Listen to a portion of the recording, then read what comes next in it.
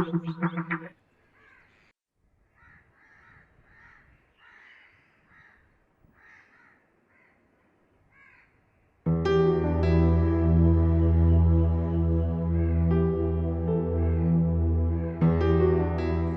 क्या बात कर रहा है बेटा, 660 नहीं 1300 सीसी गाड़ी है, 1300 सीसी। बड़ा कपड़ा चाहिए और सुन, काले रंग का होना चाहिए। मोहल्ले वाले लाइन में ना मारे ना भाई। हाँ बस शाम तक तू भेज दे। हाँ मेरा बच्चा। ओके। ये क्या है, कौन से पेपर्स हैं? रसीद है उस सौदे की जो आप एक गाड़ी के लिए अपनी बेटी का करके आए हैं। क्या बकवास करती रहती हो, जरा शर्म नहीं आती अपने बाप के सामने इस तरह के अल्फाज बोलते हुए? बाप? मेरा बाप? कहाँ है मेरा बाप? मुझे तो कहीं दिखाई नहीं दे रहा मेरा बाप।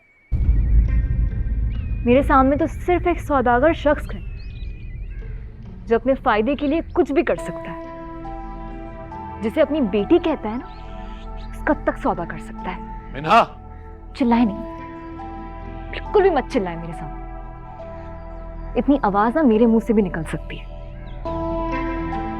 बाप दुआ करें कि जो हरकत आपने की है ना अब्बू, ये मैं सह लूं, वरना ऐसा ना हो कि आपने अपनी बेटी बेचने की हिम्मत तो लेकिन उसकी मैयत उठाने की नहीं।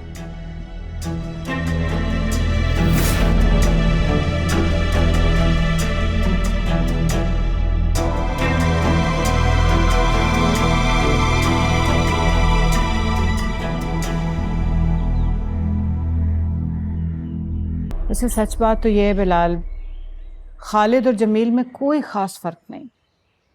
बस खालिद ने चंद पैसों के लिए बेटी का निकाह कर दिया, तो जमील ने गाड़ी की खातिर बेटी की मेहनत गिरवी रखवा दी। मुझे तो यकीन नहीं आता पप्पा ऐसा कर कैसे सकते हैं। मैं तो लॉयर्स के पास गया था कागज़ बनाने, जो मीना का ये एडवांस का मसला है वो हल हो जाए। और पप्पा, मीना कैसी है? और गुस्से में होगी। मुंह सर लपेटे पड़ी, तुम्हारा फ़ोन भी नहीं उठा रही, इसीलिए तो मैं खुद आई हूँ कि तुम्हें बता सकूं कि मसला क्या है। तो उसे समझाएं, परेशान होने से कोई सॉल्यूशंस नहीं मिलेंगे। मैं कुछ करता हूँ।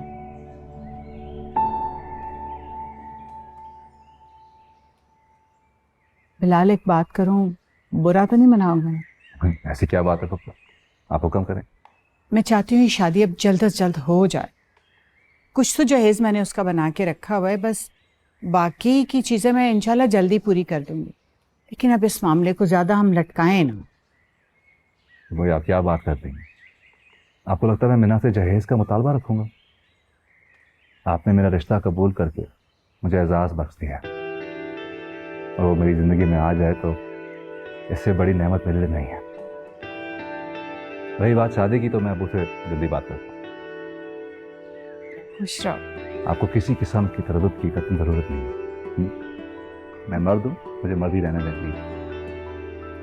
अस्सलाम वालेकुम। वालेकुम अस्सलाम।